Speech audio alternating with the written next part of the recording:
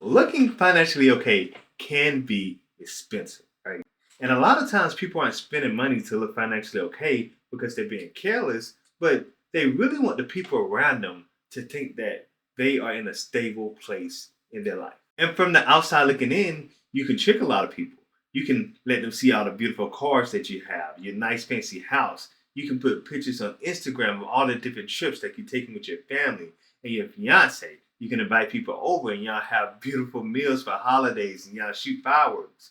But in reality, you're not actually doing as good as you're projecting. And you're just barely holding on. And maybe you're a few steps from actually being stable. A lot of the times behind the scenes, all of those cars, that house, all of the things that you purchase is slowly draining you financially, mentally, spiritually, and it's robbing you of your peace and your financial future. Society kind of placed us in a position in which it makes us think that if we're not doing okay, we should always project that we are in a stable position because you don't want your friends to worry, right? You want to look cool on social media. You don't want your people that you knew from high school that follow you on Instagram to think that, oh man, he's really falling off. So today we want to talk about how looking financially okay can really keep you broke, right? And how we want to stop chasing and spending money on an image that doesn't really reflect our real life and start to chase financial freedom instead. Let's get into it. First, we're going to talk a little bit about the pressure that's forcing you to make you seem like you're doing fine. Most people don't want to look like they're struggling, right? And when their friends call them up, they don't want to say things like, nah, I should probably stay home today, or that's not really in my budget this month, or I'm saving for a house, or I'm saving to purchase my car in cash. They don't want to seem like they're the person that's ruining the party or stopping the friend group from having fun. So instead of telling the truth and disappointing the people around them, they say things like, yeah, let's do it, right? When they know they should say no. Or they start to upgrade. They might purchase things that they know they can't afford. And they start to borrow money in order to live a lifestyle that they know they really shouldn't be living. So instead, when those friends get to calling you, you start to do things like say yes to going to places that you know you can't afford to go to. You buy things that you know you shouldn't be buying right now. You start to upgrade way too early in life before you've saved enough money to actually purchase those things. A lot of people continue to act like everything is fine, but they know that inside that stress is building up higher and higher until it's about to implode over. And on top of that, social media adds even more pressure because everybody on there seems like they're doing perfect, right? Even the people that you went to high school with. All of those people are also projecting out things that might not be true because in the background, you can't see their stress levels. You don't know how much debt they have on their credit card, and you don't know the strain that they have in their life because they're buying all of these things. You have no clue how they're doing financially, but we're comparing ourselves to them and just making everything into a worse situation. All of those pressures are constantly making you feel like, man, I need to catch up. I need to keep up with the Joneses. And the only way I can do that is by spending more money. One thing we may not notice is image spending really sneaks up on you. Image spending does not always look obvious, right? It can be your significant other's birthday. And you might think, okay, just this one time, I can spend a little beyond my means. I can buy them the purse that they always wanted, or I can get them that pair of shoes that they've been looking at for forever. And on the flip side of that, maybe you want to do something nice and special for your parents, right? They've been working hard all their lives, and you might want to send them on a trip. Or it can be something as simple as trying to get your kids into more sports, and y'all have to travel from state to state. And what is the common denominator for all these things? You're borrowing money. You're swiping your credit card when you know you shouldn't be. Image spending makes you want to say, hey, mom and dad, I'm doing great, and look what I can do for you, right? Or I'm a really great spouse because I bought you these beautiful gifts. It really sneaks up on you in the moments that you don't think about it. And then you look back and you say that you have one, two, $3,000 of credit card debt that you can't crawl your way out of, right?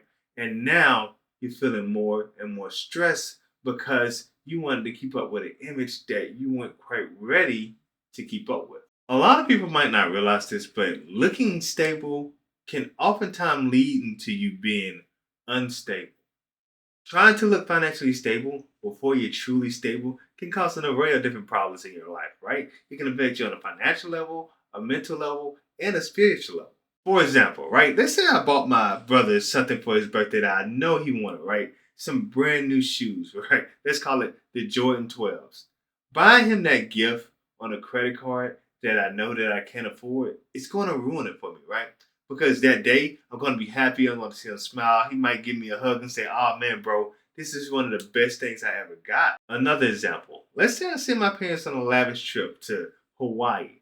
I know that they're going to love it, right? And they're going to be super excited. They're going to be very grateful. And in the moment, I'm just going to be ecstatic that I was able to send them on that trip. But in a year, when I'm paying back that $3,000 because I had to get a loan out to pretend like I was stable enough to send my parents on a trip, I might start to resent the fact that I even made that purchase in the first place. You don't want to resent the kind things you're doing because you're buying them in the incorrect way, right? So it's easy for you to become less stable when you're trying to project like you're stable. Instead, buy things in your means, right? Let your people know where you are in life, and I'm sure they're going to be okay with that because it's not about the gift itself, it's about the fact that you were thinking about them. We all have to understand the power of the words "not now."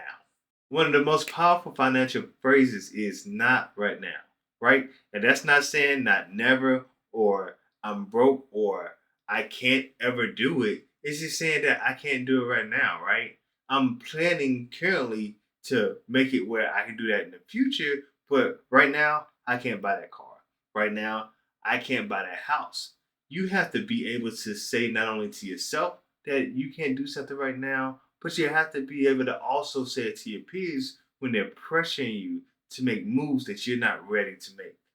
Saying yes to everything usually means that you're going to have to say no to something in your future, right? And that might mean no to retiring when you want to retire, right? Or that might mean no to having the money for your kids' college fund, or no to moving into a house that you really, really was excited about moving into. Saying not right now can lead to saying yes on a more consistent basis in your future when you're ready to actually enjoy the things that you purchase. The goal is for your private life to feel way more successful than your public life because what's the point of stepping outside and having everybody else think that you're something that you're not, but when you go back home, you're feeling stressed out? Real success is a lot quieter. It's having money in your bank account. It's having emergency funds for whenever things goes wrong or something comes up unexpected in your life. It's being able to pay for trips in cash, being able to pay for your car in cash, right?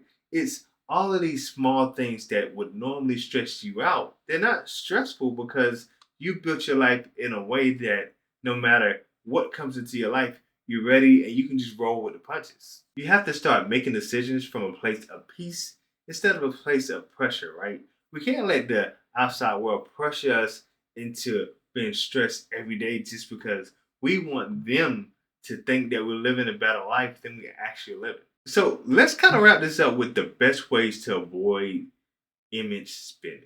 The first step is identifying your triggers, right? So you want to ask yourself questions like, who do I spend money around? We all have those friends that we get around that we are oftentimes spending money on stuff. Maybe we're buying a lot of drinks or we're doing things that we know we don't need to do.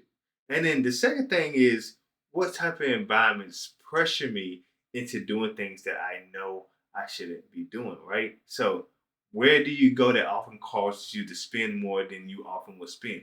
Is it going to the mall because you see a lot of clothes that you know will look good on you? Is it going out to your friends, to the club, and you're buying extra drinks and you may be buying things not only for yourself there, but for your friends as well? What are the triggers that's going to cause you to start image spending, to do things that you wouldn't normally do? Secondly, you need to make a value based spending rule.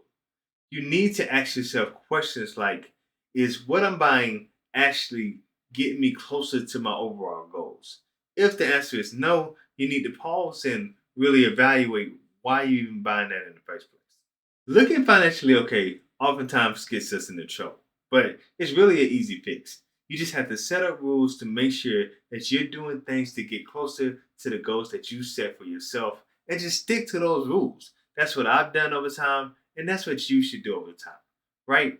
It's easy to say, but it's a little harder to implement into your life. But all you have to do is just practice, and eventually you'll get there. So if you like content like this, make sure you hit that like and subscribe button and watch this video as well.